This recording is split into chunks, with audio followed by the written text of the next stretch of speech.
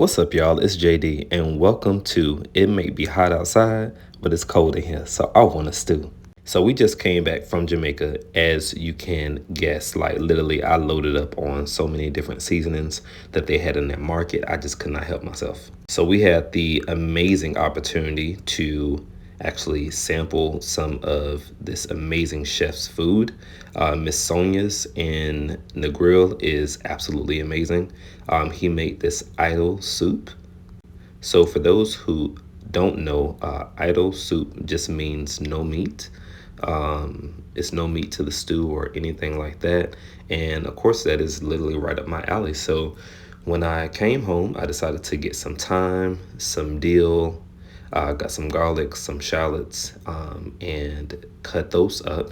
I opted to do garlic because, of course, I already had it. And who doesn't love garlic? Like, if you don't, I don't know what you're doing. So typically what I like to do is peel and crush my garlic along with the scallions or whatever other herbs that I'm using. And then I'll put those into the pot first. So as soon as we're actually done with this, then we'll move on, of course, to the next step as far as for like seasoning our pot. Not me with the illusion, okay? Not me. So, so yeah, with the pot being seasoned, I add in a little bit of the avocado oil. So with the avocado oil, you'll just add in like all of your herbs and everything. We're not gonna add in any spices as of yet, but as soon as you actually add in all of your herbs, you'll just start kind of like roasting those. And this is what I call seasoning the pot before we start the stew. Because keep in mind, like I'll be adding in like filtered water, but also some other seasonings that you'll see shortly. So here I am just chopping up some bella mushrooms. The bella mushrooms are really good, really hearty, great meat replacement, and it doesn't leave you missing anything at all. I typically add those in at the bottom of the pot as well so they can take on that thyme and that dill flavor. I use a 16 bean soup mixture. I actually got those beans from, I believe I got that from Aldi for just a few bucks, and I had bought that like a couple of weeks ago before Jamaica, and I'm like, wow, isn't that crazy? Like so divine that I ended up getting that and, making that and experiencing that when we were actually in Jamaica. Y'all, the food in Jamaica was so good. Oh my gosh. It just re-triggered what my grandmother and my mom already always instilled in me as well. Just working with what you have and just like using all natural ingredients growing up.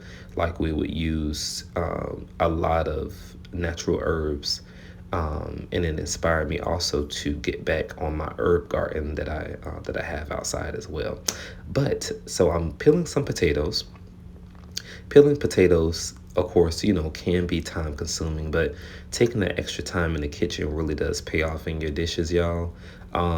So my grandmother used to actually peel the potatoes before she put them in any type of stew.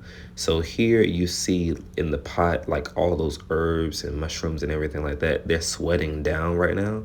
So when the process of sweating it down, you want to get it all incorporated before you start adding in other things. So we know with potatoes,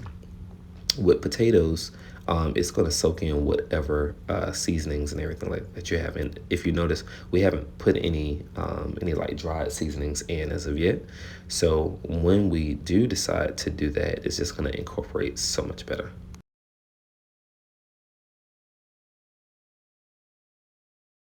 So once everything is actually incorporated, you want to give it a quick stir and add in some jerk paste.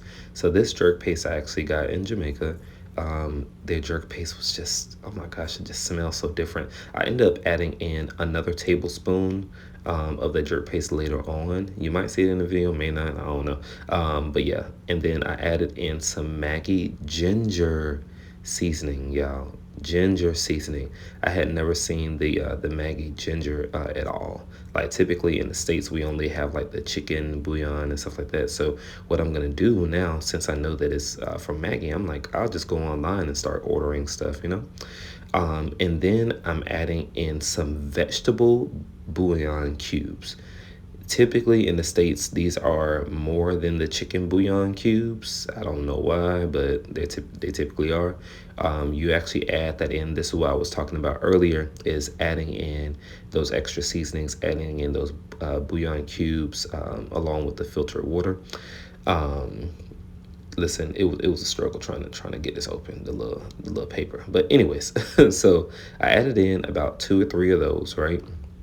After adding that in, then I just make sure that everything was well incorporated. Yeah, I definitely added in three. I remember now. So yeah, once you actually get that all incorporated, then we'll move on to our next step, which is just making sure that we add in our coconut milk.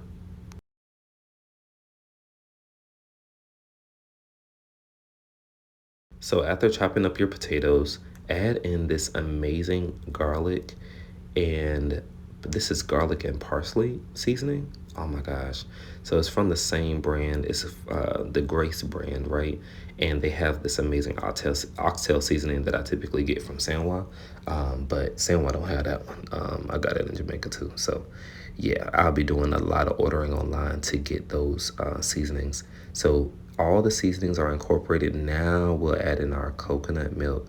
Yo, this is what's gonna give your soup that creamy, velvety texture. And I just add in 1 can of coconut milk, right?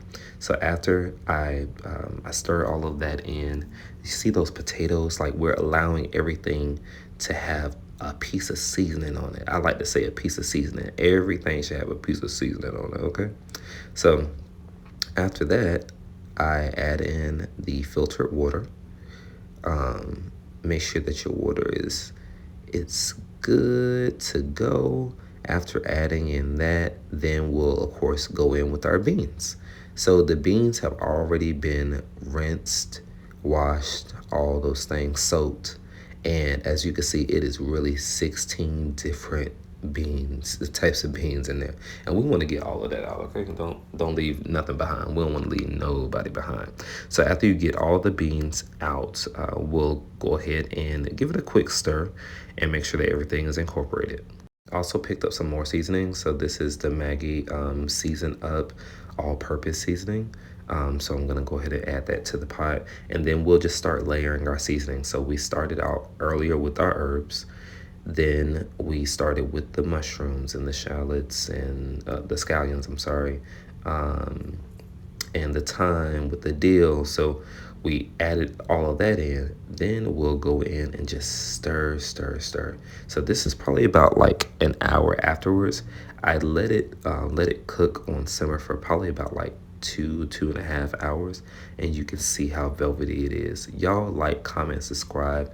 I added some festival bread onto the side. I really hope y'all enjoy. See you soon.